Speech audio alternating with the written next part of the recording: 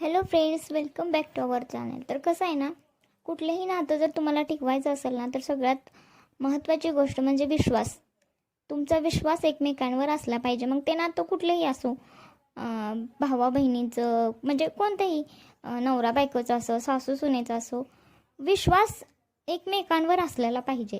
तर आमच्याही बाबतीत तसंच होतं. आम्हाला पण खूप साऱ्या बायका आम्हाला वेगळंच सांगतात, तिला वेगळंच सांगतात.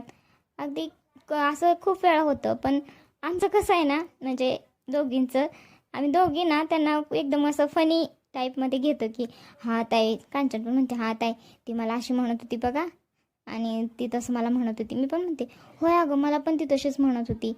आणि असं म्हणण्यानं ना आमचं एकमेकींचं मन मोकळं होतं आणि म्हणजे सगळं गैरसमज दूर होतात.